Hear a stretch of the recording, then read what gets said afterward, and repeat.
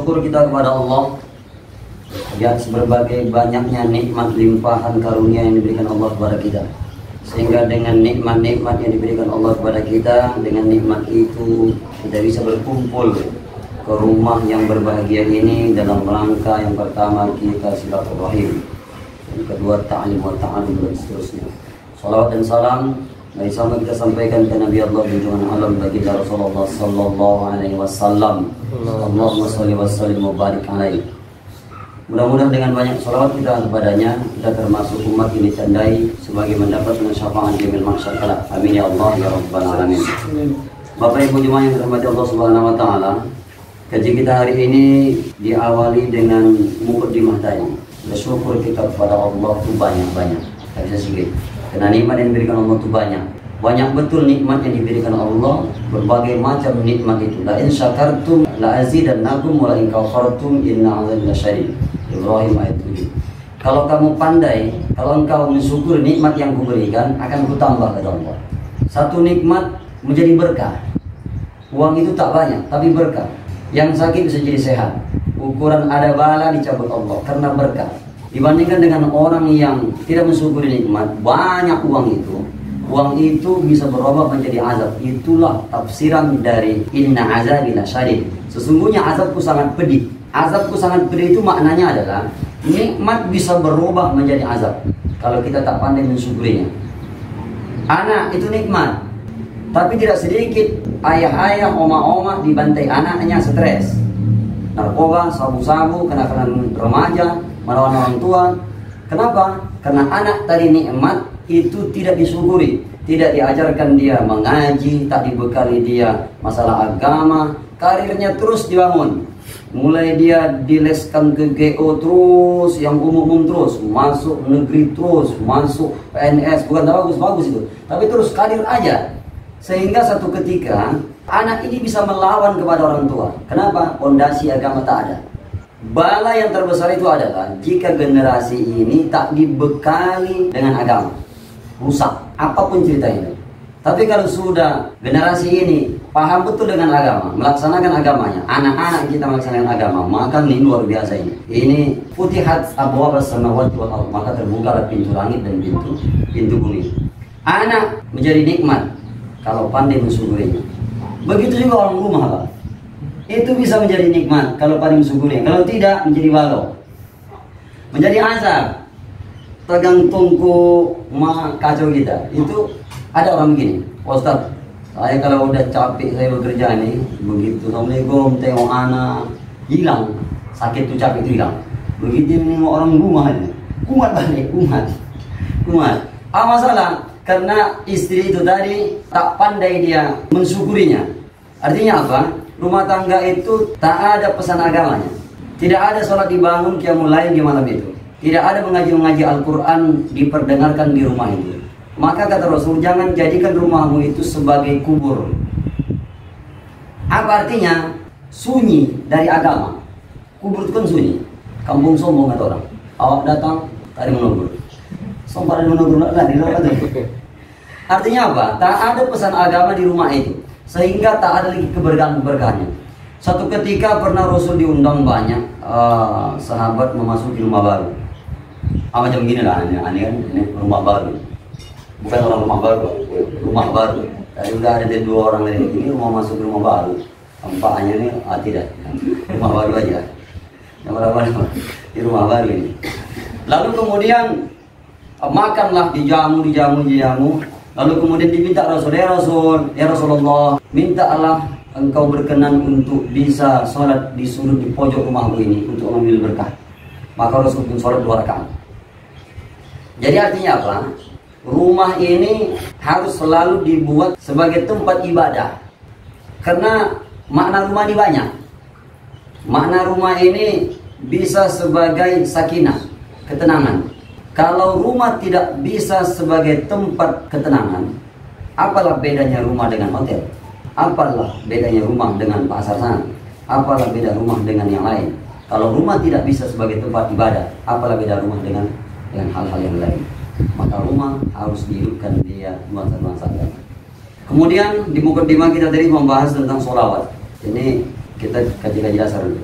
Tidak sedikit orang yang sudah kaji tinggi betul, sudah ma'rifat betul, tembus itu. Begitu sholat Allah, gini gitu. Dia sudah online itu, tak dengar lagi suara-suara mesin ribut. Yang dia tahu itu hanya seolah-olah dia sudah langsung kepada Allah. Tapi syariat-syariat kupa itu hancur betul, batanggalan, tak mengerti. Di mana banyak kita sudah membahas, saya bilang syariat itu pondasi betul itu. Batal atau tidaknya satu ibadah itu ditentukan syariat, bukan ma'rifat, bukan hakikat, bukan kita merasa online Allah Akbar, tunggu sini mau nyala lagi. Tapi ketika wudhunya tak betul, ini batal. Cuci wudhu, muka wajah di sini tak kena, batal. Kalau sudah batal wudhu, maka segala sesuatu yang disandarkan kepada wudhu menjadi batal dia. Sholat menjadi batal. Itu masih syukur tuh wudhunya. Mandi wajib batal, maka seluruh ibadah yang disandarkan dengan mandi wajib menjadi batal. 15 tahun menunggu daftar tunggu untuk berangkat haji. Sampai di sana tak mengerti mandi wajib itu, batal akhirnya. Akhirnya sia-sia. Inilah dia. Bahwasanya kita tidak bisa lepas dari kaji-kaji syariat ini. Tadi di mukadimah kita bahas tentang sholawat. Tidak sedikit orang yang dengan tampilan jubahnya, ini oknum maksud saya, dengan tampilan sorbannya, lobainya, memang yakin apa? Minyak wangi pun sampai ke toilet sana, wangi betul buat, jenggotnya panjang betul. Bapak pernah menengok jenggot itu berapa warna? 2 ya, hitam putih. Saya pernah menengok 3 warna, betul.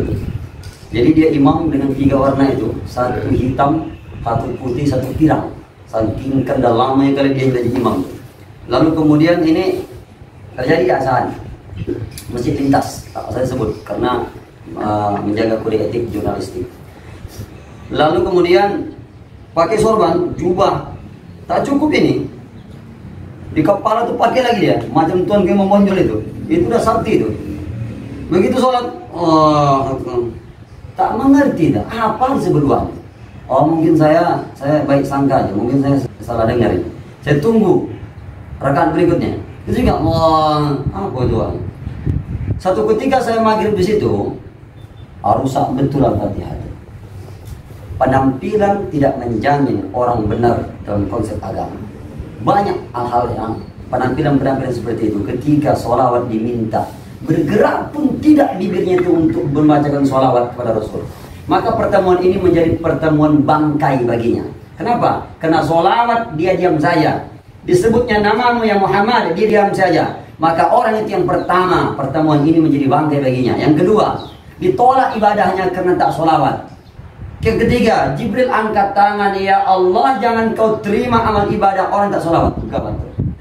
Manusia yang paling pelit di umatmu ini ya Muhammad, ketahuilah, bukan orang kaya dipintai duit tak dikasih, tidak. Bukan orang yang punya hartawan, harta melimpah dipinta zakat dia tak keluar, bukan itu yang pelit. Tapi ketika namamu disebut, dia tidak memberikan sholawat padamu ya Muhammad.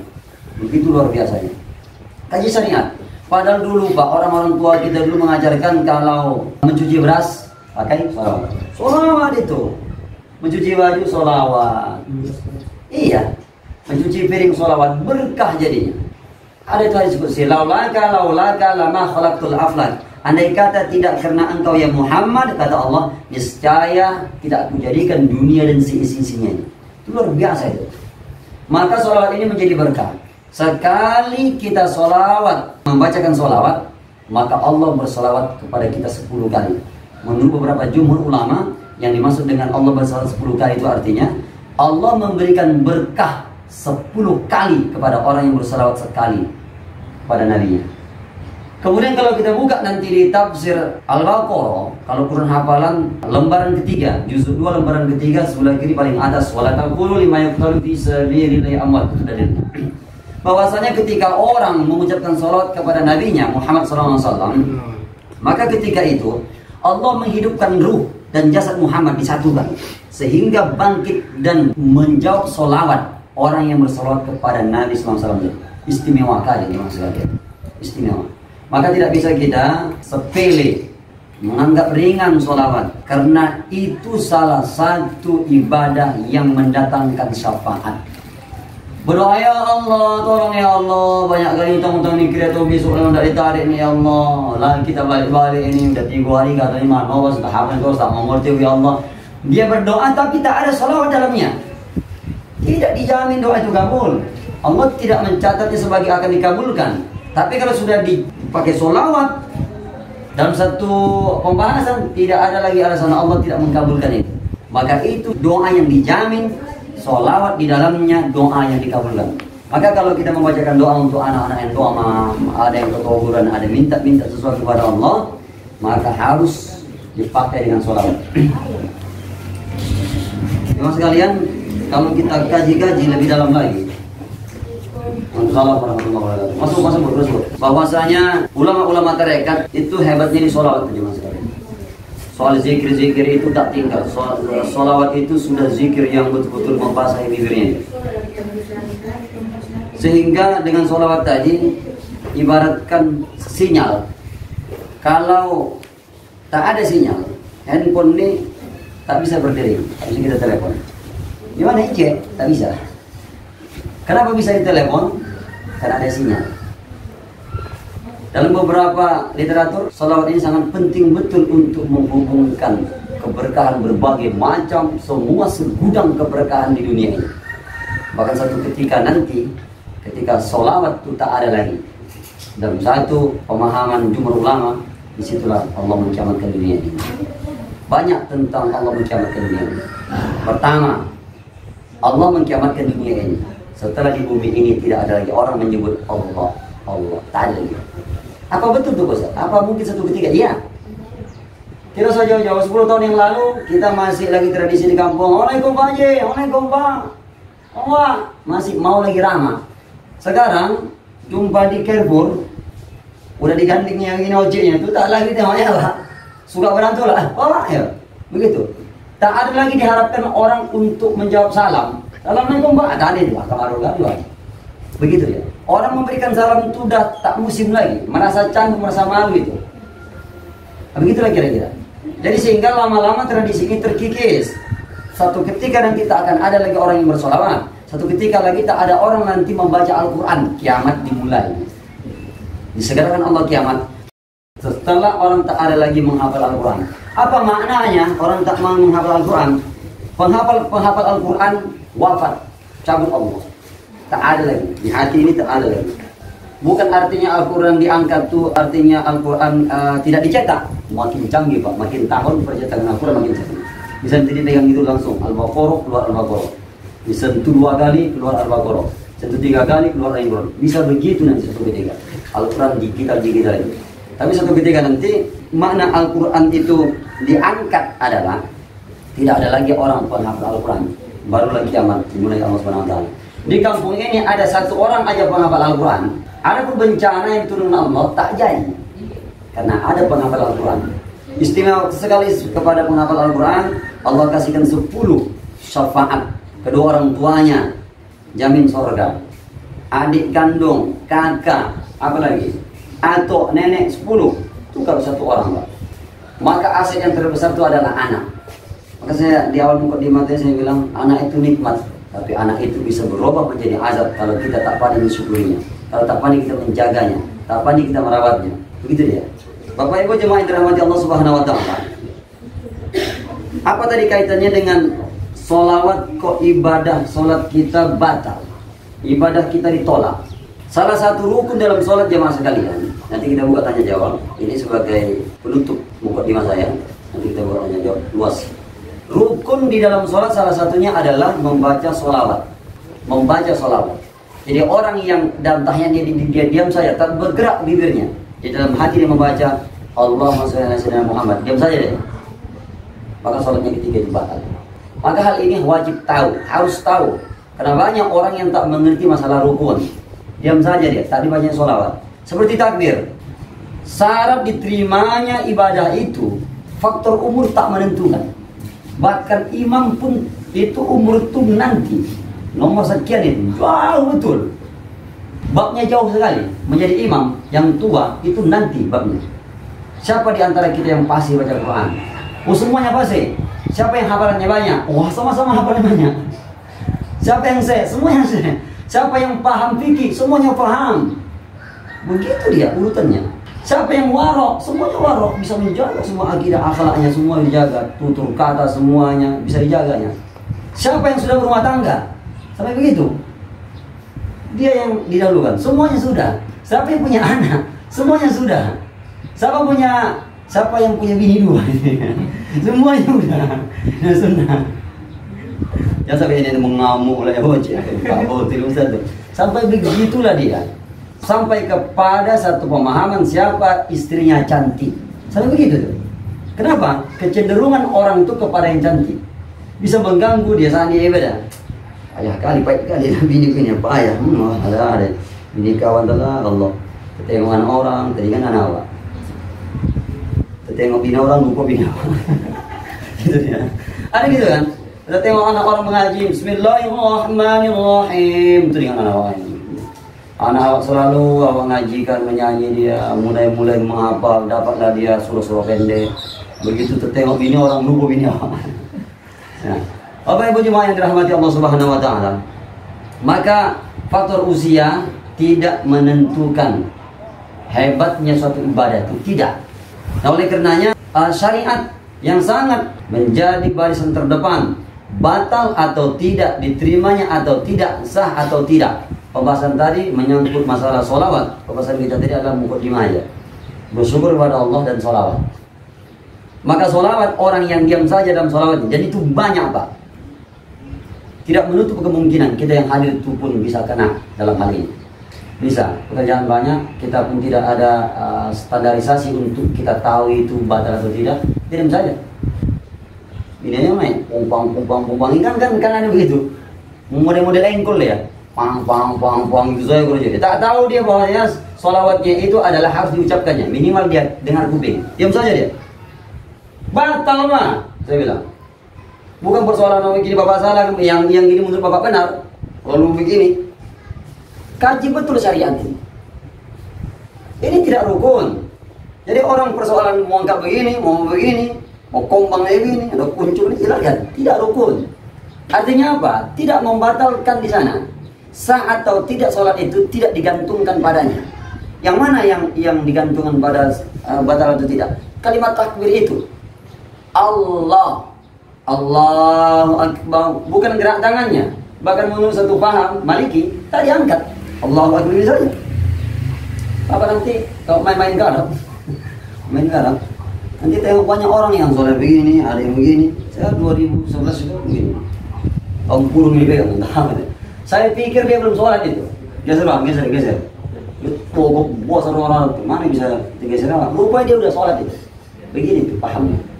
Jadi persoalan angkat atau tidak angkat, rapat mau tinggi gini, mau begini, itu tidak wilayah rukun. Yang menjadi wilayah rukun, ini yang mesti kita pahami. Apa itu? Takbiratul ihram. Rukun ketiga. 1 niat, 2 berdiri betul, 3 takbiratul ihram. Takbir. Kalimat itu harus pas.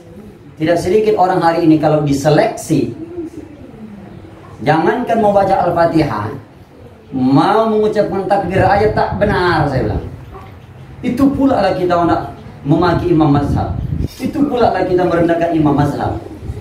Kita bandingkan, kita laga-laga ulama ini tak betul, ini bid'ah dan lain. Abad mazhab itu udah capek itu dibilang bid'ah, pendusta. Masya Allah. Kita mengucapkan takbir aja tak bisa Pak, saya bilang.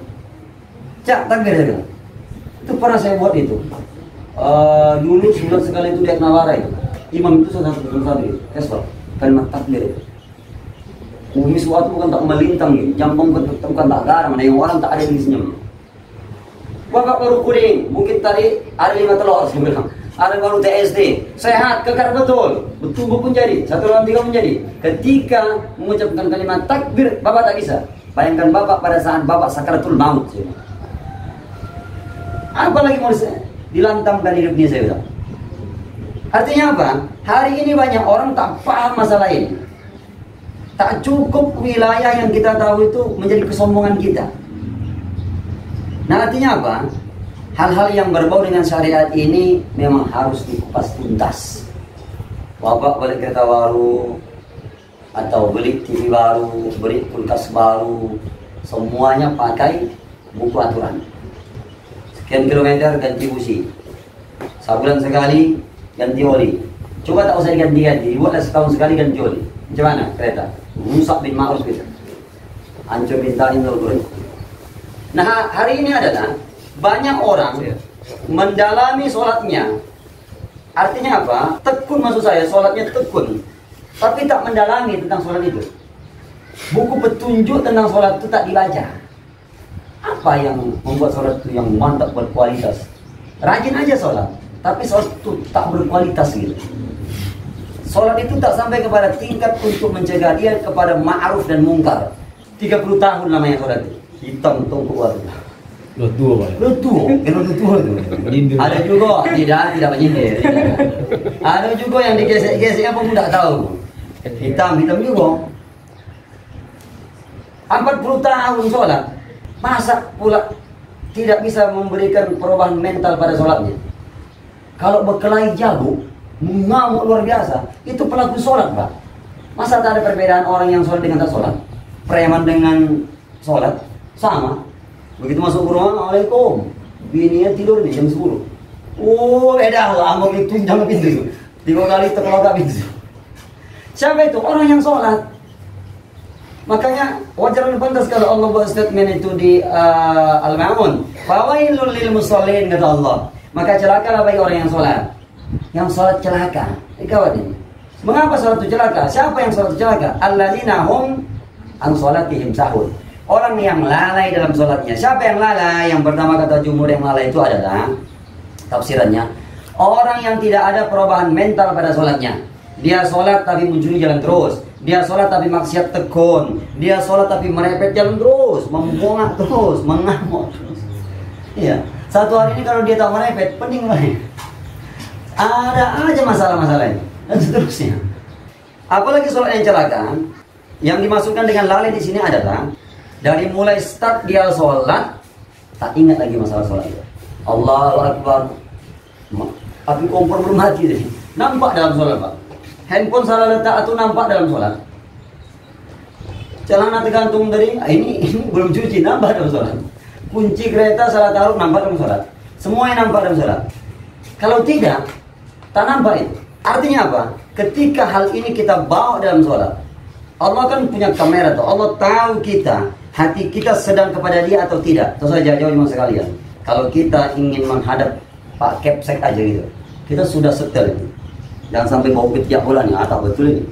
Oh, nyaman kan nih, pijat dia kan, balik sabam. Geser. Saya ada keperluan. Artinya betul-betul kita jaga betul. Tak berani kita main-main, kita gak menghadap keperluan kepada Pak Kepsek. Ini ada perlu saya gini, kita hadap. Coba kalau kita ngomong begini, Pak, masalah anak-anak sekolah tuh, Pak, ini kita di depannya. Saya rasa Pak perlu direvisi, Pak, karena gini. Tersinggung Pak Kepsek. Kok cakap sama siapa? Tak tahu harganya tuh. Ini bisa dimutasi nih, bisa dipindah nih, bisa dipecat ini, atau bisa digeser ini, dan lain-lain. Bagaimana begitu banyaknya hari ini orang yang beribadah sholat, hatinya tidak menghadap kepada Allah, masih teringat dengan masalah-masalah dunia, masih teringat dengan maksiat yang dilakukannya tadi, masih teringat dengan kemungkaran-kemungkaran yang dilakukannya tadi. Sedang sholat teringat dengan maksiat yang dilakukannya. Sanggup kita menghadap Allah? Begitulah hari ini banyak orang ibadah. Makanya sholat itu tak berkualitas. Kita beli sepeda motor, tengok buku petunjuknya. Kenapa? Supaya sepeda motor itu bagus. 10 tahun pun dia tetap seperti 100% dia mutunya. Sholat itu dibahas lah, buku petunjuknya. Kalau gini tak boleh, begini boleh, ini tidak. Begitu ya. Saya pikir ini dulu pengantar kita buka tanya jawab. Wassalamualaikum warahmatullahi wabarakatuh. Waalaikumsalam warahmatullahi wabarakatuh. Terima kasih kepada Ustadz tadi yang telah memberikan info buat kita semua. Yang baru datang tadi Pak Idris ya, tentang pentingnya bersyukur, kemudian selawat, salat, terus kemudian ada beberapa hal tadi tentang orang-orang yang celaka dalam sholat. Mungkin Bapak Ibu ada pertanyaan kepada Ustadz, waktu dan tempat kami persilahkan. Pak Agus biasanya banyak nanya ini. Saya nanya Pak. Bukan dasar, bukan dasar. Bukan dasar. Saya pernah baca. Jadi kan waktu rukun kan berdiri tegak gitu kan, berdiri betul kan. Maksud rukun ya Pak? Ya, ya. Jadi kalau orang sakit, dianya tentu nggak bisa berdiri. Kalau berdiri misalnya makin sakit gitu. Saya baca di buku itu katanya iftiros dan tawaru, duduk tahiyat awal atau duduk tahiyat akhir. Bagaimana dengan orang duduk bersila seperti ini? Apakah boleh dalam keadaan sakit sholatnya? Ya, sholat dalam keadaan darurat. Tawontang pun jadi, tawontang. Tak lalu lagi. Duduk terus, aduh, pernah bisul. Duduk ini sakit, asam urat. Duduk begini tak lalu lagi Pak. Aduh. Jadi gimana? Tak boleh lah. Ambil bangku panjang yang model bangku malas tuh. Maaf, Allah. Boleh. Dalam kondisi-kondisi yang darurat, orang boleh sholat itu mencemana dia enaknya. Tak bisa kaki dilipat nih, 2 menit udah gawat ini, udah bahaya nih. Luruskan, tak apa. Macam mana pun enaknya. Tak lalu lagi diangkat tangan ini, tak lalu lagi pagi syarat. Cuma tema. Allah. Jadi gitu saja. Dalam kondisi apapun, sholat jangan ditinggalkan. Termasuk kalau dalam keadaan perang, sholat wusta itu perang tidak ditinggalkan, tetap dikerjakan. Adapun nanti dia sana sholat itu tidak sempurna, ketika sudah suasana aman, sempurnakan baik. Begitu saja. Jadi sholat bagi orang-orang yang sakit itu ada keringanan, ada keringanan. Ya, silakan yang lain. Ibu-ibu ada yang bertanya? Ya, silakan. Oh, ini Bapak ini. Silakan. Boleh Pak ya? Iya, Kita izin ya Pak ya? Silakan. Kita izin ya Pak ya? Daripada bapak balik nanti. Lahir nanti. Siapa pun. Belakang aja Pak, nanti belakang ya Pak. Main belakang kita di belakang ya Pak. Di belakang Pak. Jadi Pak, Assalamualaikum warahmatullahi wabarakatuh. Waalaikumsalam warahmatullahi wabarakatuh. Sebelumnya saya minta izin kepada Bapak Ibu. Saya mungkin ini penyusup ya. Jadi Pak, ini Pak, mengenai sholat. Ketika sholat itu kan kita banyak itu kita dapati mungkin di beberapa masjid tek cica. Tek cica. Jadi waktu kita sholat, ya di sajadah terpegang kita. Mati. Ini kan ada keraguan-keraguan ini. Ku lanjutkan atau enggak? Jangan kadang ada tek cica, kadang ada nyamuk misalkan. Begitu sholat kita tekan berdarah. Berdarah di apa kita kan kena itu kan darah itu najis. Ini kan sesuatu yang kayak istilahnya yang tak usah lah, saya pribadi ngalami nih. Masih ada keraguan apakah kalau kena tek cica atau misalkan kita kena yang sesuatu yang najis lah bilang kan. Itu gimana itu kondisi kita itu? Apakah kita lanjutkan atau bagaimana? Keraguan-keraguan itu untuk membuang was-was itu. Baik, jenis najis itu ringan, jadi maafkan. Tai cicak, berarti banyak betul di masjid Bapak itu tai cicak ini. Iya. Berarti enggak lah Pak. ternak cicak. Kadang-kadang kan banyak kali cicak. Saya membayangkan tai cicak ini pun bisa juga dibatalkan. Sobatnya tai cicak itu satu besum ini ya. Oh iya. Kalau cuma sebiji ya tak apa-apa. Itu satu ember berarti tiba-tiba saking banyaknya bisa batal. Cicaknya pun ikut jatuh Pak kadang. Itu dia jatuh, saking banyaknya. Untuk kena apa cicak jatuh. Masalah. Mesin mana itu? Aduh. Mari ternak. Kadang-kadang kan kayak gitu kan Pak. Pas mau sudut, kena apa nih? Kayak cicak aduh. Jadi gimana ini posisi kita yang kira-kira yang itu termasuk najis yang dimaafkan. Berbeda dengan kotoran yang najisnya sudah berat. Kotoran manusia itu berat. Itu batal seketika itu juga. Kencing batal seketika itu juga. Tapi kalau macam darah, nyamuk banyak atau sedikit, maksudnya gemuk atau tidak nyamuk itu, darah itu tidak mengalir, dia tidak batal. Itu termasuk najis-najis yang dimaafkan. Gitu ya. Baik, saya lain. Saya.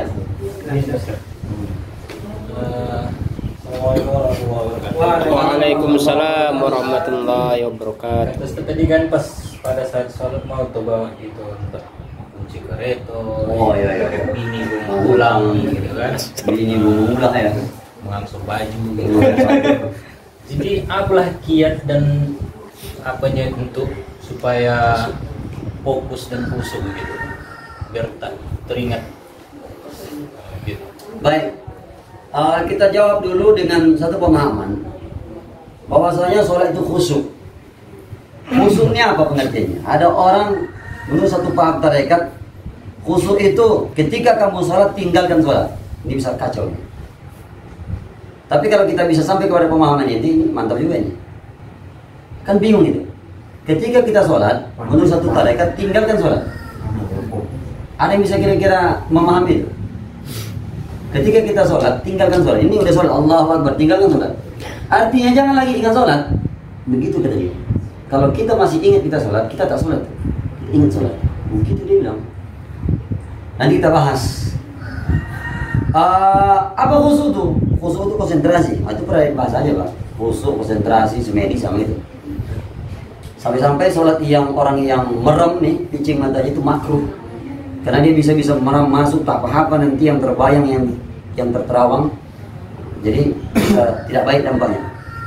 Jadi apa itu khusyuk? Ada lagi menjawab khusyuk itu Pak Ustadz, kita ingat Allah saja ya Ustadz. Apa yang Allah yang ingat?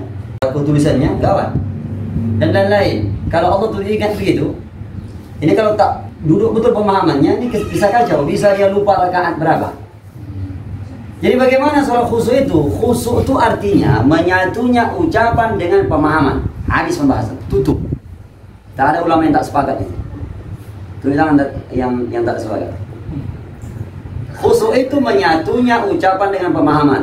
Kita menonton film Kian Santang, sedap kita tonton. Mengapa kita khusyuk kali? Karena kita paham apa yang dilagakan, apa yang diucapkan, kita paham. Terpana gitu. Iya, terpana kita, begitu ya. Kita buat dulu film India, bahasa India, tak ada teks bahasa Indonesia. Apa kata ini? Tak ngerti kita. Film bahasa Arab, tak ada teks, tulis sebentar. Cakap aja di bahasa Arab, tak ngerti kita. Apa dia bilang ini? Maka khusyuk itu menyatunya ucapan dengan pemahaman. Maka sedikit-sedikit kita latihanlah. Bismillahirrahmanirrahim. Kita paham itu dengan menyebut nama Allah yang Maha Pengasih lagi Maha Penyayang. Alhamdulillahirabbil alamin. Kita paham itu. Segala puji bagi Allah Tuhan semesta alam. Ar-Rahmanir-Rahim. Kita paham itu, yang Maha Pengasih lagi Maha Penyayang. Tapi bukan artinya menerjemahkan, tidak. Kita kan sedang bercakap ini kan tidak sedang menerjemahkan ini. Kenapa Bapak khusyuk kali? Karena Bapak paham apa yang saya ucapkan itu. Apa Bapak menerjemahkan dari yang saya cakapkan? Kan tidak. Bapak cukup mendengar aja. Kenapa? Paham dengan bahasa yang saya sampaikan. Begitu saja. Jadi sedikit-sedikit kita akan memahami. Sami'allahu liman hamidah. Mendengar Allah kepada hambanya yang memuji. Nah, gitu dia. Rabbi ighfirli warhamni wajibuni warfa'ni warzuqni wahdini wa'afini wa'fu anni. Kita paham itu. Rabbi ighfirli, ampunkan aku ya Allah. Warhamni, kasih sayang. Jadi kita paham semuanya. Jadi sedikit-sedikit makna yang sholat itu, makna yang dibaca itu kita paham. Udah dapat itu udah mantap kali itu. Barulah mulai latihan kita. Begitu nanti teringat masalah cuci kereta tadi. Kemudian orang rumah pula lagi mengambil angsuran baju. Ini banyak betul ini berapa kapal diambil. Kita ingat ini utang lagi belum saya ini Honda diambilnya. Maka kita begitu kita keluar ingatan ini keluar, tarik lagi. Karena sholat itu latihan membentuk diri menjadi mukmin, Pak. Buka pembahasan masalah studi Quran. Sholat itu latihan membentuk diri menjadi mukmin. Karena kalau sudah diri ini menjadi mukmin, selamat orang lain dari tangan kita, dari mulut kita. Selamat. Mukmin itu begitu. Selamat tetangga itu dari mulut dan tangan tetangganya. Begitu ya. Karena sholat itu membentuk diri menjadi mukmin. Jadi asal teringat nanti mulai latihan tarik balik, khusyuk lagi, konsentrasi lagi. Tapi kalau kita tak paham pula dengan kita ucapkan, di situ dimasuk. Situ dimasuk. Baik, silakan yang lain. Tadi Apa itu? Masalah ini konsen. Ini saya kita ini saya. Kalau kami tua ini kan. Buang angin ini. Buang angin. Iya. Apa? Enggak. Sering kita was-was sehingga waktu sholat tuh setan ini gitu kan. Tapi was-was juga dan batal jadinya kan. Iya. Jadi apa syaratnya itu memang batal? Itu benar angin atau enggak gitu?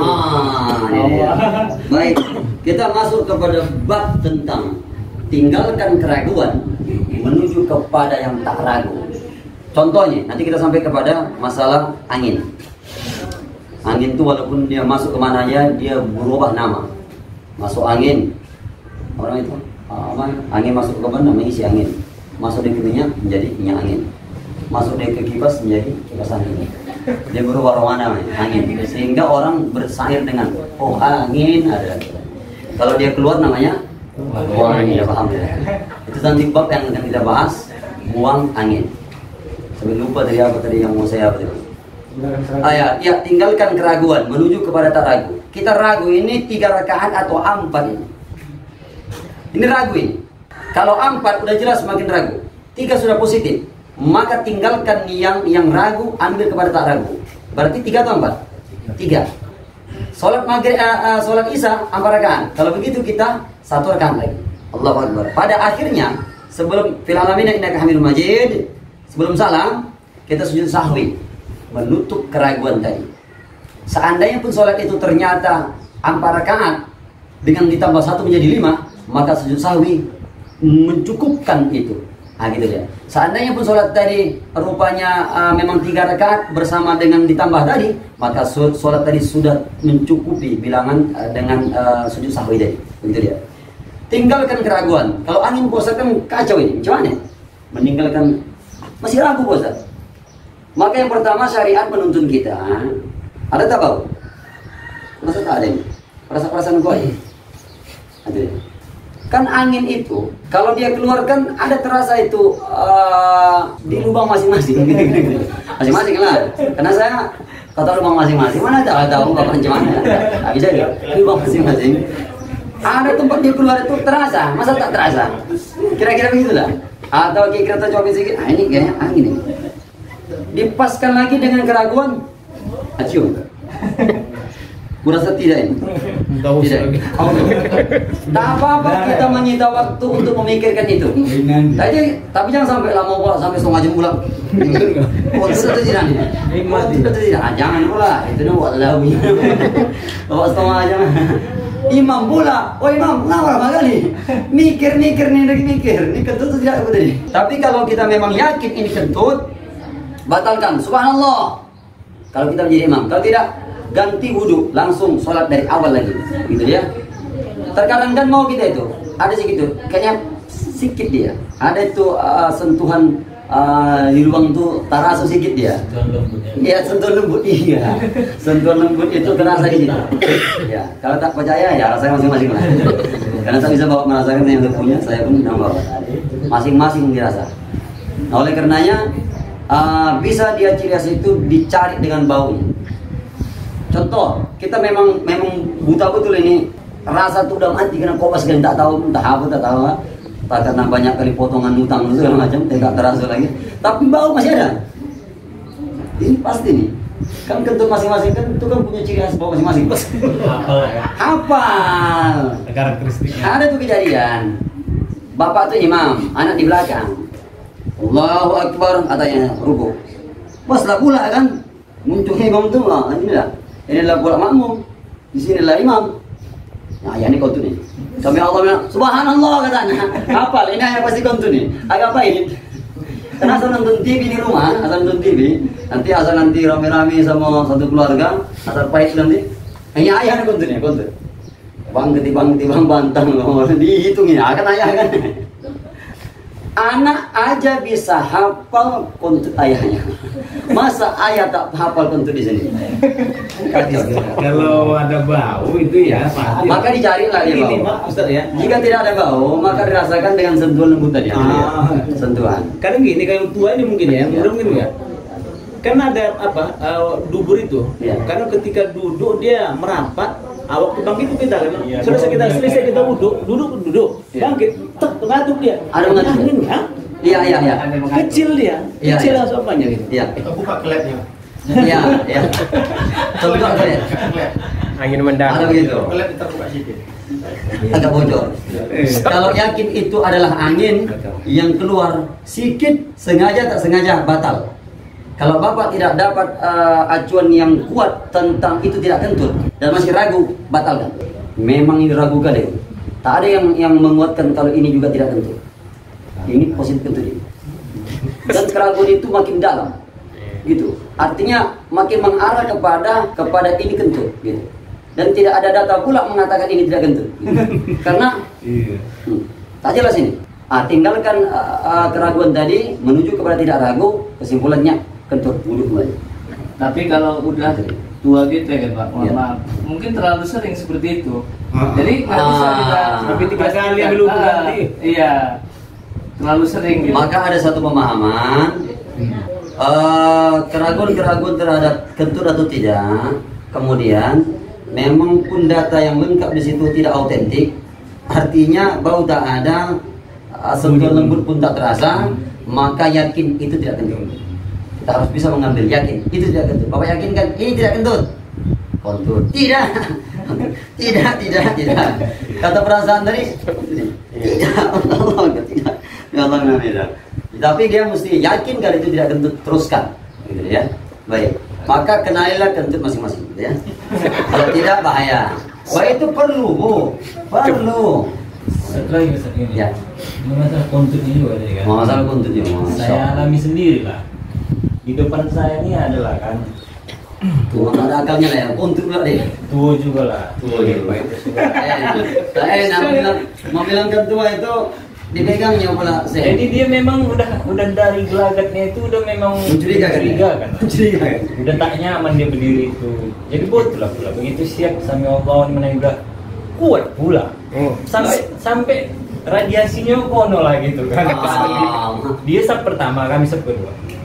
Jadi pas pula di hadapan saya. Jadi mau menggantikannya itu geraknya itu cuman berapa langkah itu. Baik, yang pertama kita jangan main usir-usir aja, Pak. Geser. Imam ini Tidak, dia langsung cabut begitu kuat. Oh, cabut langsung ya? dia Tak lagi langsung cabut ya? Jadi berarti dia tak wujud ini. Sama seperti ada juga cerita. kali ini udah wujud. Ya Bang. Oh di mana? Jangan kan dia terwujud, apa terwujud ya? Memang ini agak langka ini kejadian ini. Tapi kita pernah menengok anak-anak. Bapak kalau kita perhatikan anak-anak masing-masing, anak bayi-bayi itu. Mulai dia bisa jalan 22 tahun. Awal-awal dia kentut tuh dia tuh terkejut dia. Dia kentut tuh dia terkejut. Iya. Ada gitu. Jadi imam tuh tadi itu jarang-jarang tuh bisa dia begitu dia keluar dia terkejut langsung cabut dia. Jadi kita langsung menggantikan posisi dia. 3 langkah aja, masuk kanan, tutup, masuk, tutup, masuk. Mau 2 langkah pun tak apa-apa. Ini dia makmum saat di pertama, saya satu dua belakangnya. Iya. Saya gini geraknya kiri, nah tutup gitu. Oh iya. Sekali langkah aja, tak? Iya, iya. Bapak stop di belakang kan dia. Oh, panjang lah langkah Bapak tuh, sekali langkah bisa. Agak dekat, sajadahnya tak yang segini. Iya, panjang juga itu. Tapi kan tempat dari berdiri ke sujud itu 1 langkah. Panjang juga itu. Tidak dekat. Oh iya. Berarti ketua paski berapa Pak ya? Langsung Panjang tungke. rap tutup. Iya. Pas itu ya. Saya meragukan kalau di gitu agak ragu jadi Iya. sekali langkah saya buat gitu. Iya. Dia langkah yang wajar dia, langkah yang biasa. Langkah. Nah, kalau untuk begitu biasanya itu dia santunnya itu 2 langkah. Jadi karena di sini kosong, dan bilang aja dulu posisinya ini apa? Masuk ke kiri. Atau kalau kanan tadi kosong, kanan. Begitu dia. Kanan. Bilang aja dulu ini posisi sholat Jumat atau sholat rame. Sampai di masa Bapak saf kedua, imam kontur, lari, langsung di belakang imam gantikan. Belakangan kosong. Ini bukan yang sini atreng, geser enggak. Bapak tadi yang belakang maju, pas itu maju. Karena ini kosong, kanan penuh, kan gitu kan? Sisa 1.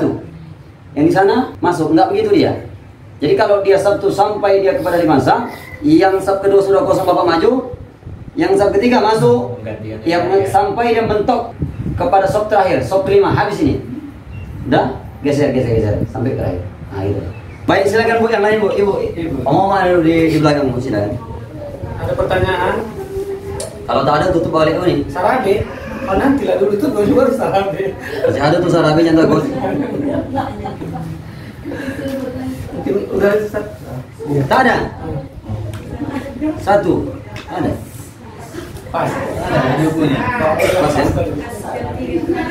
Saya pikir ini saja kebersamaan kita pada sore yang berbahagia ini. Mudah-mudahan apa yang kita sampaikan tadi bisa menjadi iktibar pelajaran bagi kita tersendiri sehingga ibadah kita memang betul-betul aman.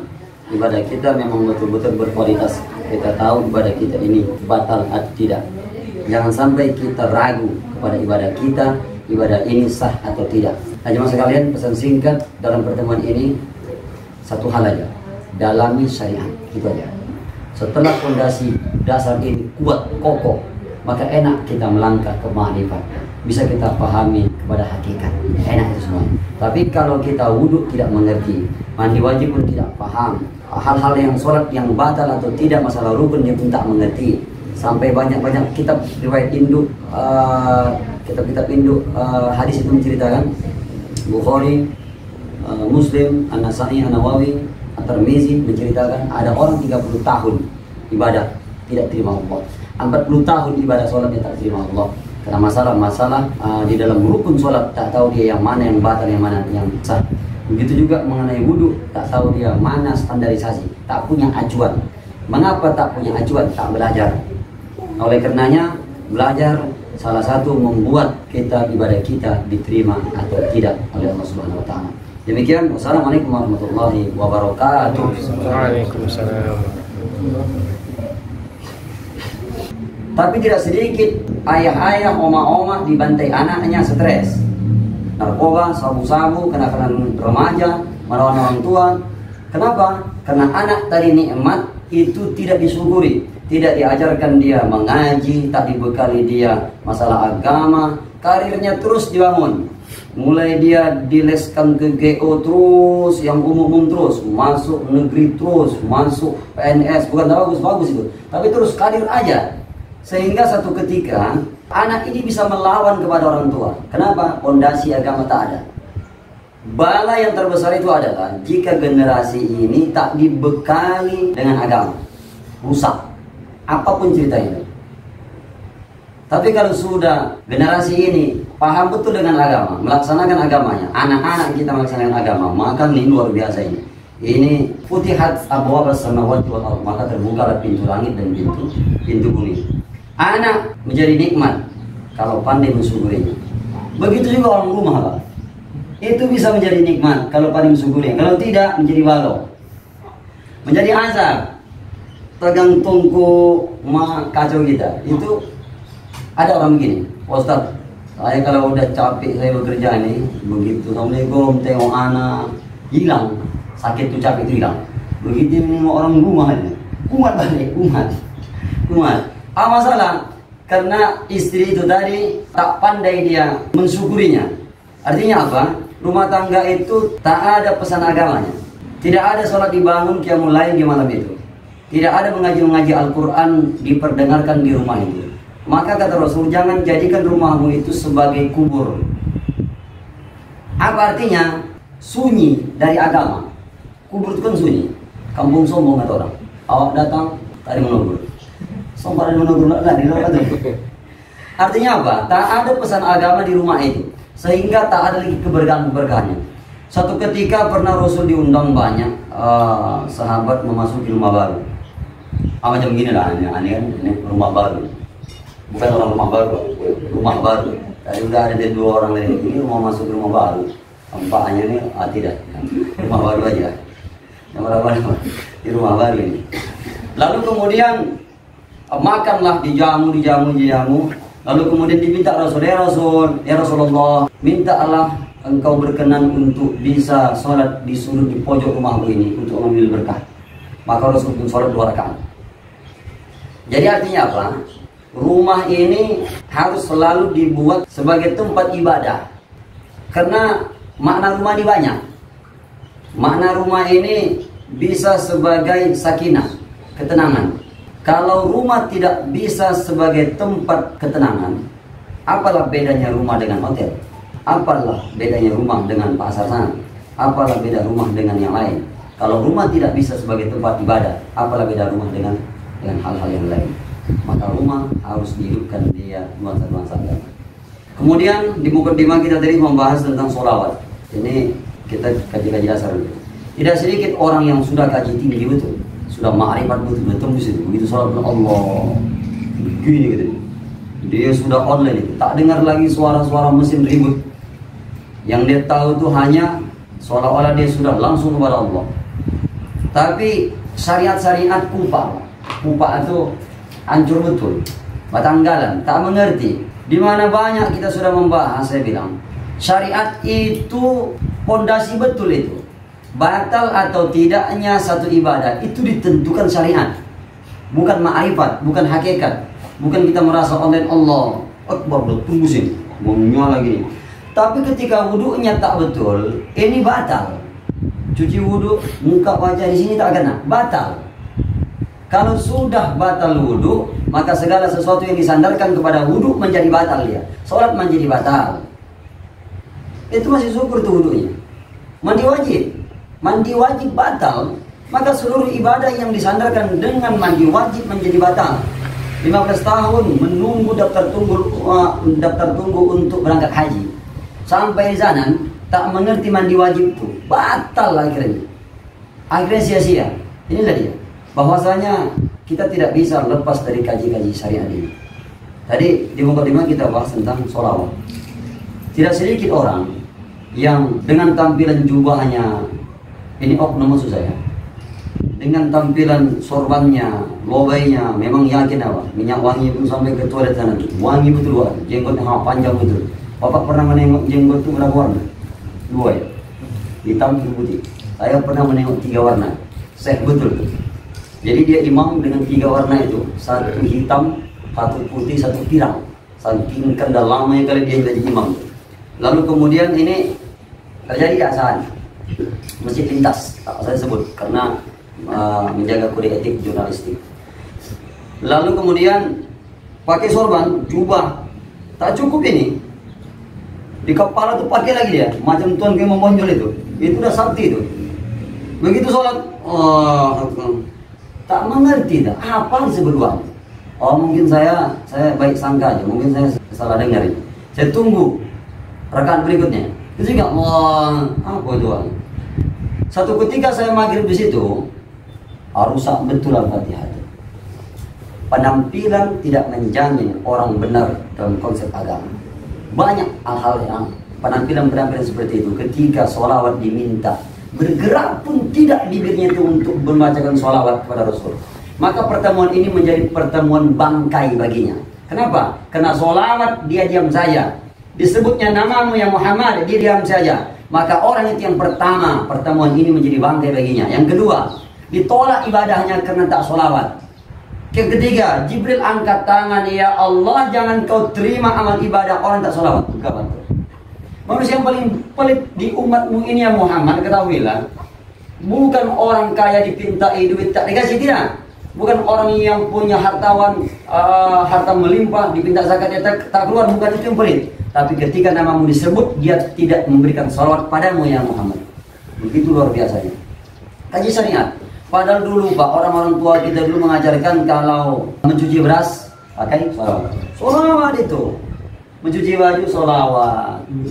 Iya. Mencuci piring salawat, berkah jadinya.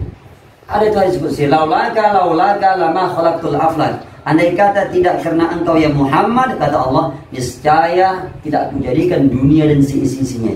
Itu luar biasa itu. Maka sholawat ini menjadi berkah. Sekali kita sholawat, membacakan sholawat, maka Allah bersolawat kepada kita 10 kali.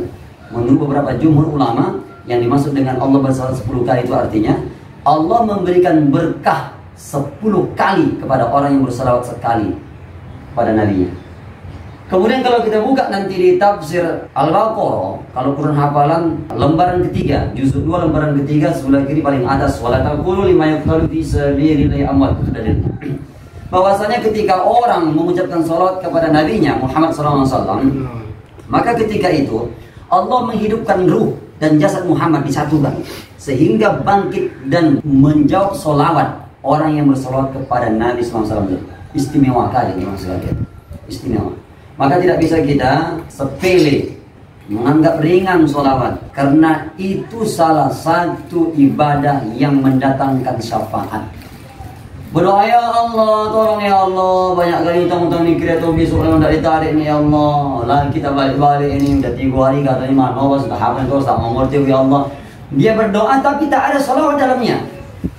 Tidak dijamin doa itu kabul. Allah tidak mencatatnya sebagai akan dikabulkan.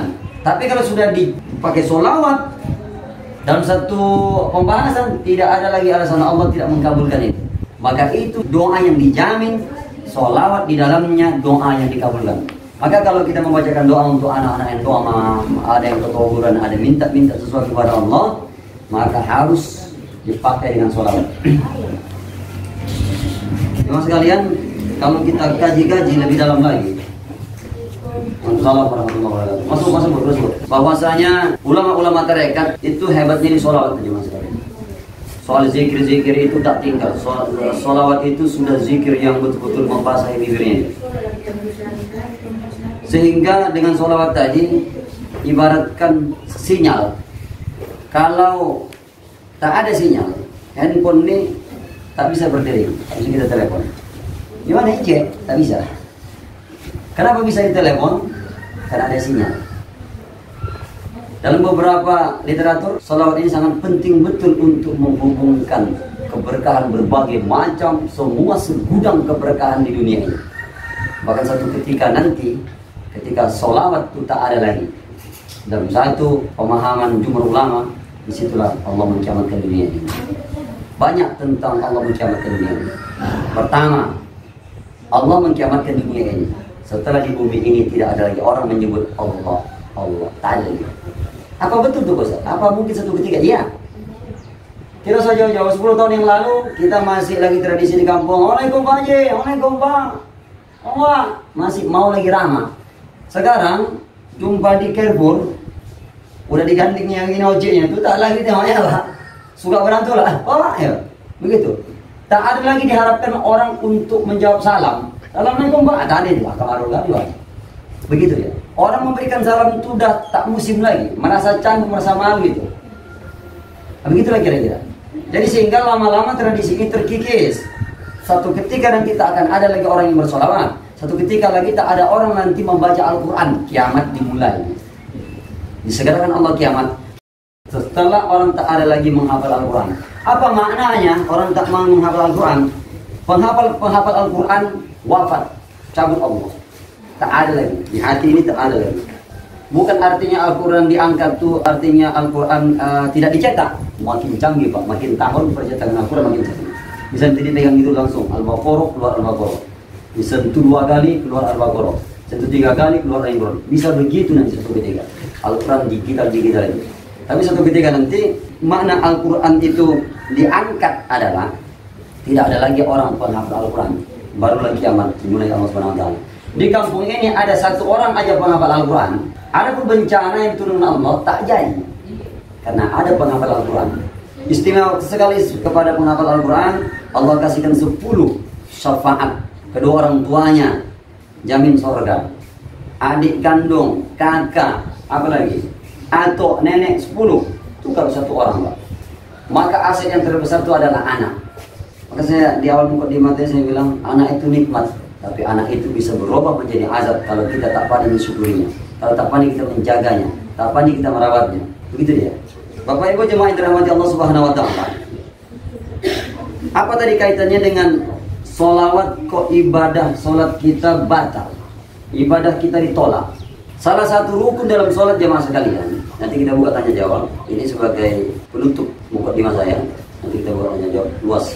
Rukun di dalam sholat salah satunya adalah membaca sholawat. Membaca sholawat. Jadi orang yang dalam tahiyatnya dia diam saja, tak bergerak bibirnya. Di dalam hati dia membaca Allahumma sholli ala sayyidina Muhammad, diam saja dia. Maka sholatnya ketiga itu batal.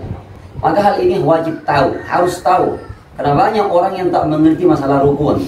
Diam saja dia, tak dibaca sholawat. Seperti takbir. Syarat diterimanya ibadah itu faktor umur tak menentukan.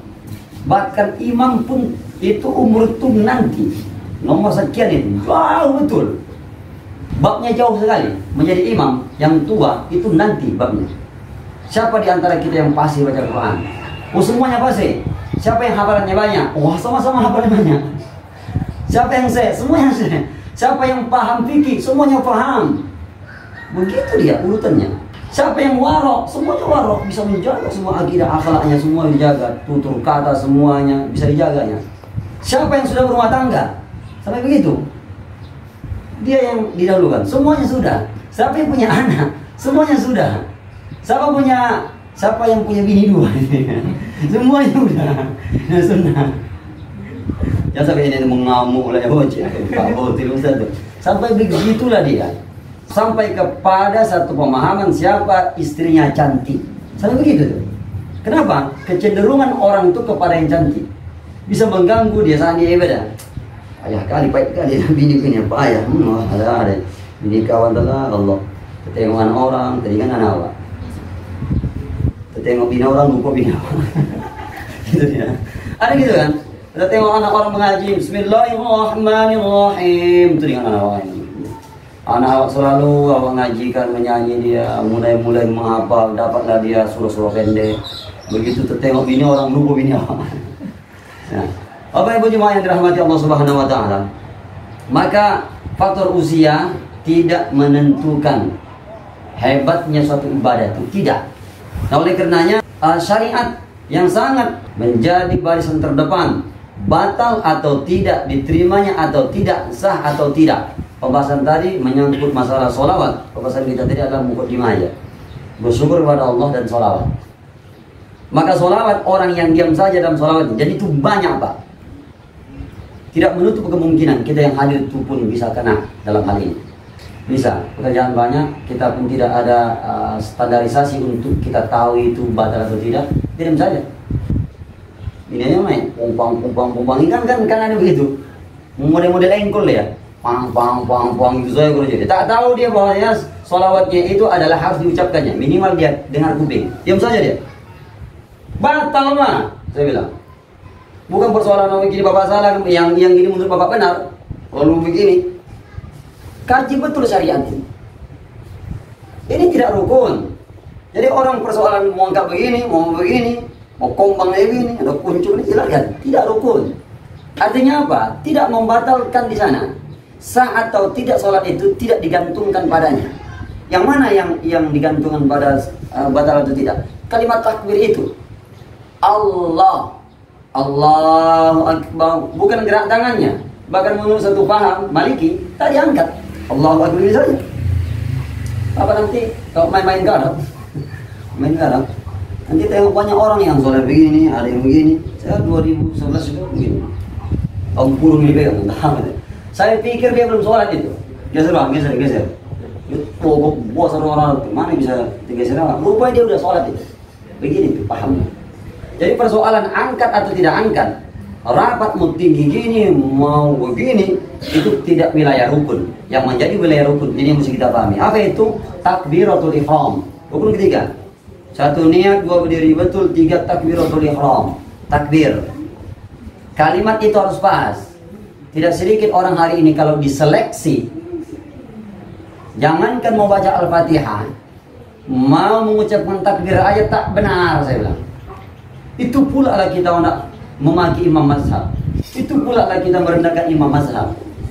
Kita bandingkan, kita laga-laga ulama ini tak betul, ini bid'ah dan lain. Abad mazhab itu udah capek itu dibilang bid'ah, pendusta. Masya Allah, kita mengucapkan takbir aja tak bisa Pak, saya bilang. Cak takbir saya bilang. Itu pernah saya buat itu. Dulu sebulan sekali itu dia Nawara itu. Imam itu satu kesel kalimat takbir itu. Kumis waktu bukan tak melintang nih, jambang bukan tak garam, ada yang orang tak ada yang senyum. Bapak baru kuning, mungkin tadi ada 5 telur, saya bilang. Ada baru TSD, sehat, kekar betul, tubuh pun jadi, 1/3 pun jadi. Ketika mengucapkan kalimat takbir, bapak tak bisa. Bayangkan bapak pada saat bapak sakaratul maut. Apa lagi mau dilantangkan hidupnya, saya bilang. Artinya apa? Hari ini banyak orang tak paham masalah ini. Tak cukup wilayah yang kita tahu itu menjadi kesombongan kita.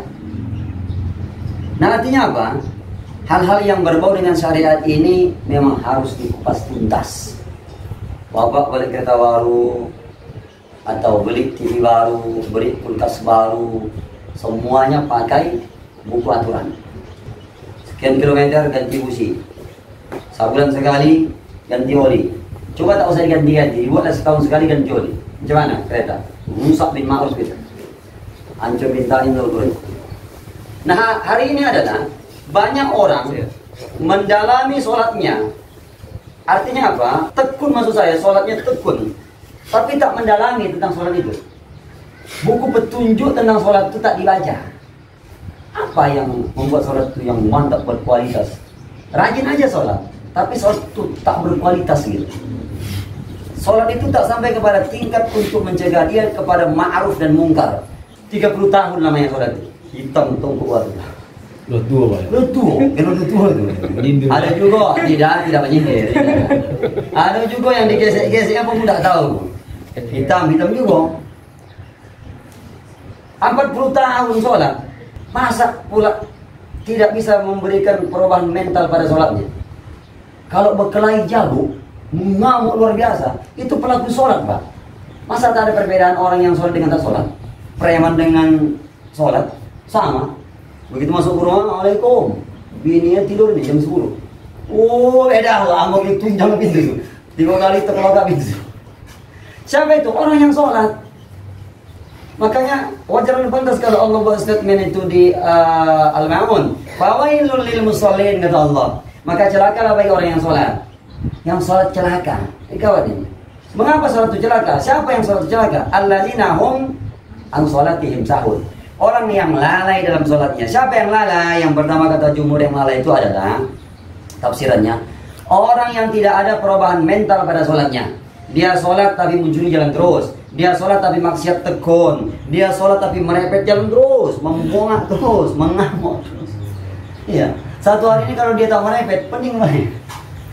Ada aja masalah-masalahnya dan seterusnya. Apalagi sholat yang celaka.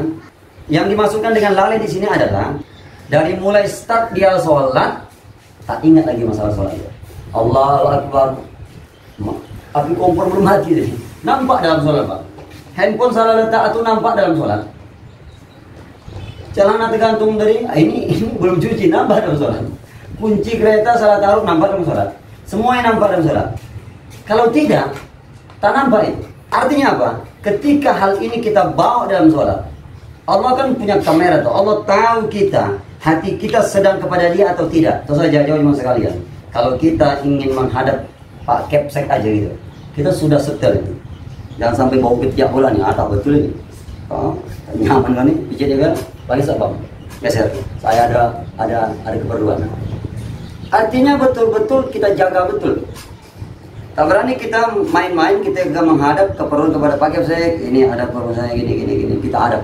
Coba kalau kita ngomong begini, Pak, masalah anak-anak sekolah tuh, Pak, ini kita di depannya. Saya rasa, Pak, perlu direvisi, Pak, karena gini. Tersinggung Pak Kepsek. Kok cakap sama siapa? Tak tahu harganya, Pak.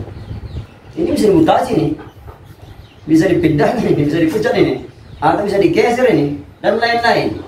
Bagaimana begitu banyaknya hari ini orang yang beribadah sholat, hatinya tidak menghadap kepada Allah, masih teringat dengan masalah-masalah dunia, masih teringat dengan maksiat yang dilakukannya tadi, masih teringat dengan kemungkaran-kemungkaran yang dilakukannya tadi. Sedang sholat teringat dengan maksiat yang dilakukannya. Sanggup kita menghadap Allah? Begitulah hari ini banyak orang ibadah. Makanya sholat itu tak berkualitas. Kita beli sepeda motor, tengok buku petunjuknya. Kenapa? Supaya sepeda motor itu bagus. 10 tahun pun dia tetap seperti 100% dia mutunya. Sholat itu dibahaslah buku petunjuknya. Kalau gini tak boleh, begini boleh, ini tidak. Begitu ya. Saya pikir ini dulu pengantar kita buka tanya jawab. Wassalamualaikum warahmatullahi wabarakatuh. Waalaikumsalam warahmatullahi wabarakatuh. Terima kasih kepada Ustadz tadi yang telah memberikan info buat kita semua. Yang baru datang tadi Pak Idris ya, tentang pentingnya bersyukur, kemudian selawat, sholat, terus Tajam. kemudian ada beberapa hal tadi tentang orang-orang yang celaka dalam sholat. Mungkin Bapak Ibu ada pertanyaan kepada Ustadz, waktu dan tempat kami persilahkan. Pak Agus biasanya banyak nanya ini. Saya nanya, Pak. Bukan ada. Saya pernah baca. Jadi kan waktu rukun kan berdiri tegak gitu kan, berdiri betul kan. Maksud rukun ya, Pak? Ya. Jadi kalau orang sakit, dianya tentu nggak bisa berdiri. Kalau berdiri misalnya makin sakit gitu. Saya baca di buku itu katanya iftiros dan tawaruk, duduk tahiyat awal atau duduk tahiyat akhir. Bagaimana dengan orang duduk bersila seperti ini? Apakah boleh dalam keadaan sakit sholatnya? Ya, sholat dalam keadaan darurat. Tolontang pun jadi, Pak. Tolontang. Tak lalu lagi. Duduk terus, aduh, kena bisul. Duduk ini sakit, asam urat. Duduk begini tak lalu lagi, Pak. Aduh. Jadi gimana? Tergolek lah. Ambil bangku panjang yang model bangku malas itu, maaf, Allah. Boleh. Dalam kondisi-kondisi yang darurat, orang boleh sholat itu mencemana dia enaknya. Tak bisa kaki dilipat ini. 2 menit udah gawat ini. Udah bahaya ini. Luruskan. Tak apa. Mencemana penenaknya. Tak lalu lagi diangkat tangan ini, tak lalu lagi pagi syarat. Jemaatnya mana? Allah. Jadi saja. Dalam kondisi apapun sholat jangan ditinggalkan. Termasuk dalam keadaan perang, sholat wusta itu perang tidak ditinggalkan, tetap dikerjakan. Adapun nanti dia sana sholat itu tidak sempurna, ketika sudah suasana aman, sempurnakan baik. Nah, begitu saja. Jadi sholat bagi orang-orang yang sakit itu ada keringanan, ada keringanan. Ya, silakan yang lain. Ibu-ibu ada yang bertanya? Ya, silakan. Oh, ini Bapak ini silakan. Boleh Pak ya? Iya, Kita izin ya Pak ya? Silakan. Kita izin ya Pak ya? Daripada bapak balik nanti. Lahir nanti. Siapa namanya? Belakang aja Pak, nanti belakang ya Pak. Main belakang kita di belakang ya Pak. Belakang ya. Di belakang Pak. Jadi Pak, Assalamualaikum warahmatullahi wabarakatuh. Waalaikumsalam warahmatullahi wabarakatuh. Sebelumnya saya minta izin kepada Bapak Ibu. Saya mungkin ini penyusup ya. Jadi Pak, ini Pak, mengenai sholat. Ketika sholat itu kan kita banyak itu kita dapati mungkin di beberapa masjid tek cica. Tek cica. Jadi waktu kita sholat, Bisa jadah ya ya? bisa jadi terpegang kita. Mati. Ini kan ada keraguan-keraguan ini. Ku lanjutkan atau enggak? Ya. Jangan, kadang ada tek cica, kadang ada nyamuk misalkan. Begitu sholat kita tekan berdarah. Berdarah di apa kita kan kena itu kan darah itu najis. Ini kan sesuatu yang kayak istilahnya yang tak usah lah, saya pribadi ngalami nih. Masih ada keraguan apakah kalau kena tek cica atau misalkan kita kena yang sesuatu yang najis lah kan. Itu gimana itu kondisi kita itu? Apakah kita lanjutkan atau bagaimana? Keraguan-keraguan itu untuk membuang was-was itu. Baik, jenis najis itu ringan, jadi maafkan. Tek cica, berarti banyak betul di masjid Bapak itu tek cica ini. Iya. Berarti Enggak lah Pak. ternak cica. Kadang-kadang kan banyak sekali cica. Saya membayangkan tek cica ini pun bisa juga dibatalkan. Sobat dia tek cica itu satu besung ini ya. Oh, iya. Kalau cuma sebiji ya tak apa-apa. Iya. Tak apa-apa. Itu satu ember berarti tiba-tiba saking banyaknya Iya. batal. Cicaknya pun ikut jatuh Pak kadang. Itu dia jatuh, saking banyaknya. Untuk kena apa cicak jatuh. Mesin mana itu? Aduh. Mari ternak. Kadang-kadang kan kayak gitu kan Pak. Pas mau sujud, kena apa Iya. nih? Tek cicak aduh. Jadi gimana ini posisi kita yang Jadi kira-kira yang itu termasuk najis yang dimaafkan. Berbeda dengan kotoran yang najisnya sudah berat. Kotoran manusia itu berat, itu batal seketika itu juga. Kencing batal seketika itu juga. Tapi kalau macam darah, nyamuk banyak atau sedikit, maksudnya gemuk atau tidak nyamuk itu, darah itu tidak mengalir, dia tidak batal. Itu termasuk najis-najis yang dimaafkan. Gitu ya. Baik, saya lain. Saya.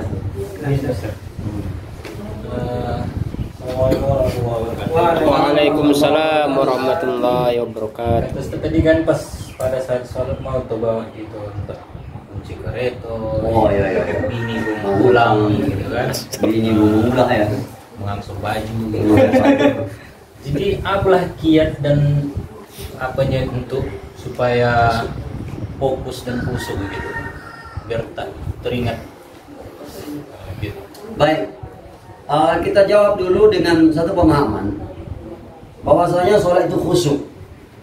Khusyuknya apa pengertiannya? Ada orang menurut satu paham tarekat, khusyuk itu ketika kamu sholat tinggalkan sholat. Ini bisa kacau. Tapi kalau kita bisa sampai kepada pemahaman ini, mantap juga ini. Kan bingung itu. Ketika kita sholat, menurut satu tarekat tinggalkan sholat. Ada yang bisa kira-kira memahami itu? Ketika kita sholat, tinggalkan sholat. Ini udah sholat, Allahu Akbar, tinggalkan sholat. Artinya jangan lagi ingat sholat. Begitu kata dia. Kalau kita masih ingat kita sholat, kita tak sholat. Ingat sholat. Begitu dia bilang. Nanti kita bahas. Apa khusyuk itu?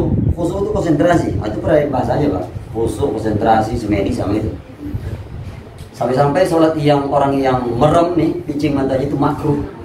Karena dia bisa merem masuk tak apa nanti yang terbayang yang terterawang.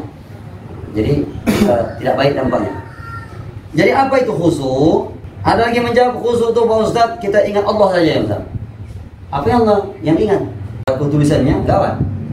Dan lain-lain. Kalau Allah tulis ingat begitu, ini kalau tak duduk betul pemahamannya, ini bisa kacau, bisa dia lupa rakaat berapa. Jadi bagaimana sholat khusyuk itu? Khusyuk itu artinya menyatunya ucapan dengan pemahaman. Habis pembahasan, tutup. Tak ada ulama yang tak sepakat itu. Tulisan yang tak sepakat. Khusyuk itu menyatunya ucapan dengan pemahaman. Kita menonton film Kian Santang. Sedap kita tonton. Mengapa kita khusyuk kali? Karena kita paham. Apa yang dilagakan, apa yang diucapkan kita paham. Terpana gitu. Iya, terpana kita, begitu deh ya. Kita buat dulu film India, bahasa India, tak ada teks bahasa Indonesia. Apa kata dia? Tak ngerti kita. Film bahasa Arab, tak ada teks, tulis sebentar. Cakap aja di bahasa Arab, tak ngerti kita. Apa dia bilangnya? Maka khusyuk itu menyatunya ucapan dengan pemahaman. Maka sedikit-sedikit kita latihanlah. Bismillahirrahmanirrahim. Kita paham itu dengan menyebut nama Allah yang Maha Pengasih lagi Maha Penyayang. Alhamdulillahirabbil alamin. Kita paham itu. Segala puji bagi Allah Tuhan semesta alam. Ar-Rahmanir-Rahim. Kita paham itu. Yang Maha Pengasih lagi Maha Penyayang. Tapi bukan artinya menerjemahkan, tidak. Kita kan sedang bercakap ini kan tidak sedang menerjemahkan ini. Kenapa Bapak khusyuk kali? Karena Bapak paham apa yang saya ucapkan ini. Apa Bapak menerjemahkan dari yang saya cakapkan? Kan tidak. Bapak cukup mendengar aja. Kenapa? Paham dengan bahasa yang saya sampaikan. Begitulah dia. Jadi sedikit-sedikit kita akan memahami. Sami'allahu liman hamidah. Mendengar Allah kepada hambanya yang memuji. Nah, gitu dia. Rabbi ighfirli warhamni wajibuni warfa'ni warzuqni wahdini wa'afini wa'fu anni. Kita paham itu. Rabbi ighfirli, ampunkan ibu ya Allah. Warhamni, kasih sayang. Jadi kita paham semuanya. Jadi sedikit-sedikit makna yang sholat itu, makna yang dibaca itu kita paham. Udah dapat itu udah mantap kali itu. Barulah mulai latihan kita. Begitu nanti teringat masalah cuci kereta tadi.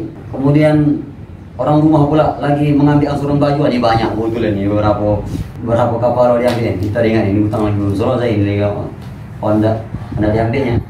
Maka kita begitu kita keluar ingatan ini keluar, tarik lagi.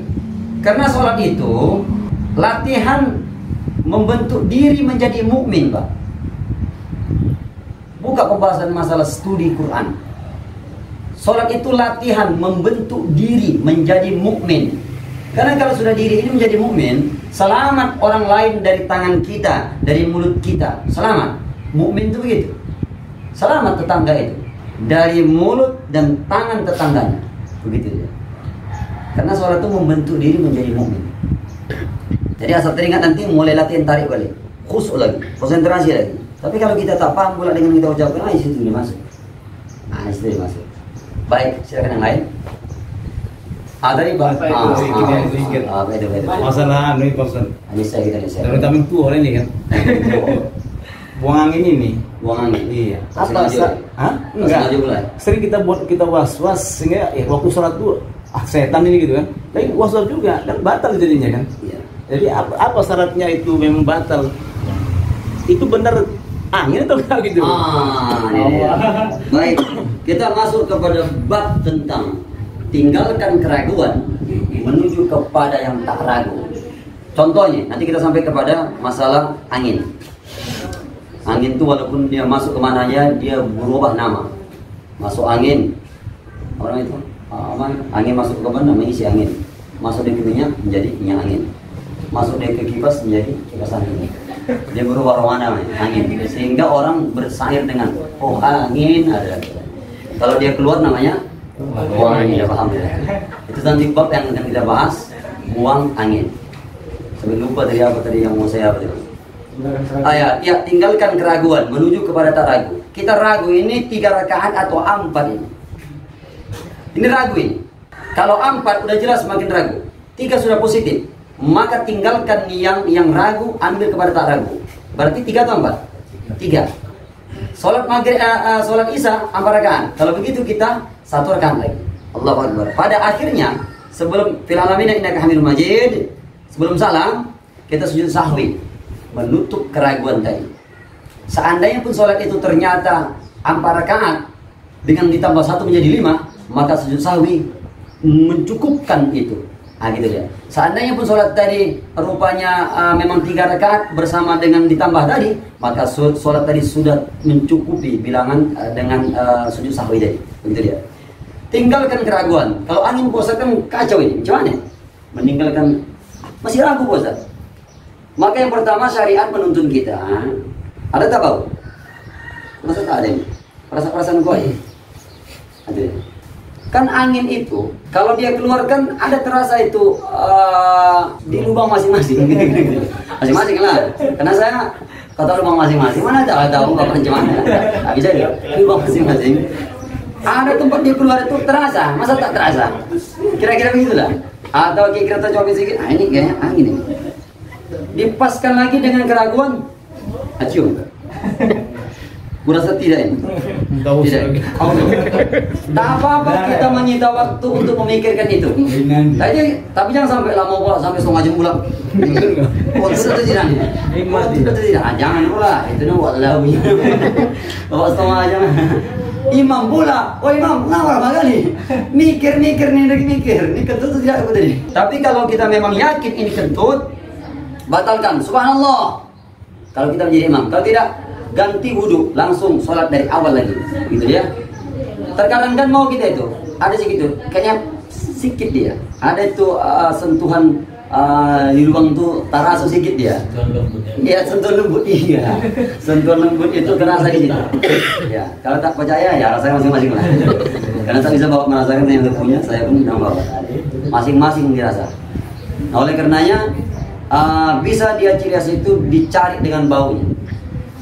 Contoh, kita memang buta betul ini, rasa tuh udah mati karena kopas kan tak tahu, entah apa tak tahu, karena banyak kali potongan utang itu segala macam, tidak terasa lagi. Tapi bau masih ada. Ini pasti nih. Kan kentut masing-masing kan itu kan punya ciri khas bau masing-masing. Hafal. Karakteristiknya. Ada tuh kejadian. Bapak tuh imam, anak di belakang. Allahu Akbar katanya rubuh. Pas lah pula kan muncul imam tuh inilah pula makmum, di sinilah imam. Nah, ya ini kau tuh nih.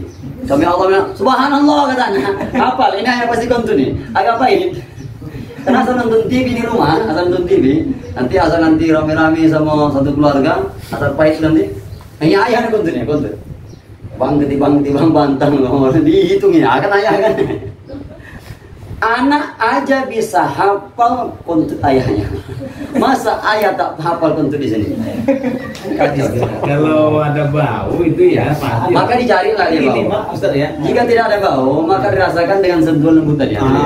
Sentuhan. Kadang gini, kalau tua ini mungkin ya, mungkin ya. Karena ada dubur itu. Ya. Karena ketika duduk dia merapat. Waktu bangkit itu kita kan, selesai kita duduk, bangkit, mengatuk dia. Ada mengatuk. Angin kan? Iya. Kecil dia, kecil langsung apanya gitu. Iya. Buka klepnya. Iya. Terbuka klep. Angin mendarat. Ada begitu. Klep kita buka sedikit. Agak bocor. Kalau yakin itu adalah angin yang keluar sedikit, sengaja tak sengaja batal. Kalau Bapak tidak dapat acuan yang kuat tentang itu tidak kentut dan masih ragu, batalkan. Memang ini ragu kali.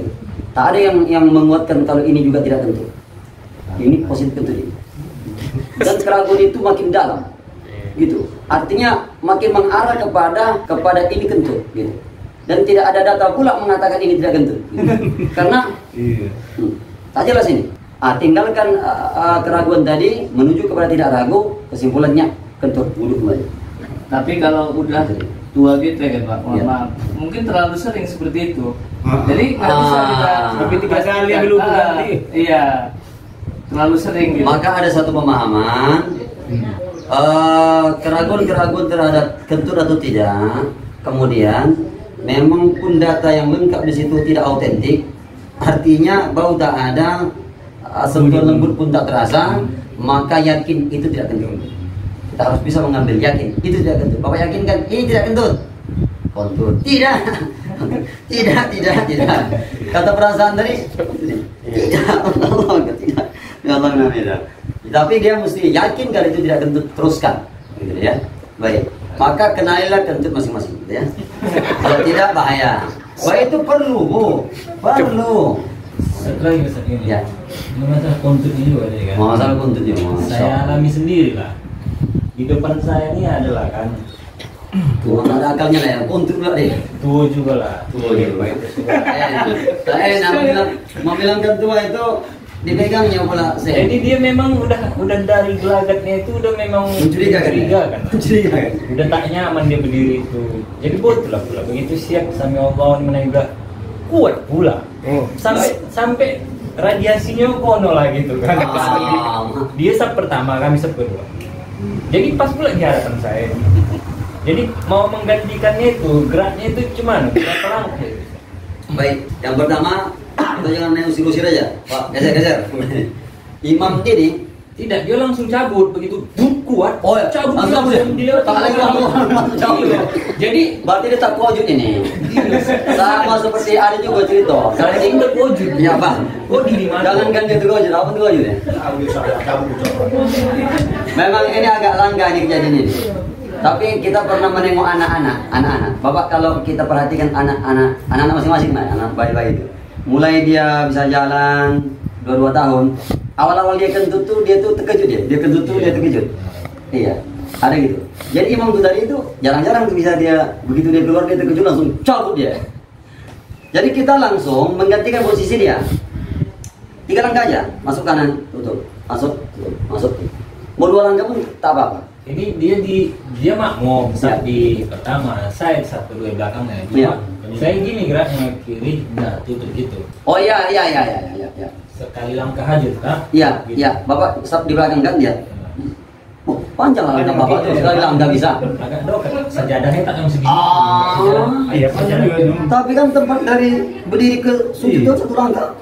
Panjang juga itu. Tidak dok. Iya. Berarti ketua paski berapa Pak ya? Langsung Banyak tungke. rap tutup. Iya. Pas itu. Saya meragukan kalau di gitu agak ragu jadi Iya. sekali langkah saya buat gitu. Iya. Dia langkah yang wajar dia. Langkah yang biasa. Langkah. Nah, kalau untuk begitu biasanya itu dia santunnya itu 2 langkah. Jadi karena di sini kosong, dan bilang aja dulu posisinya ini apa? Masuk ke kiri.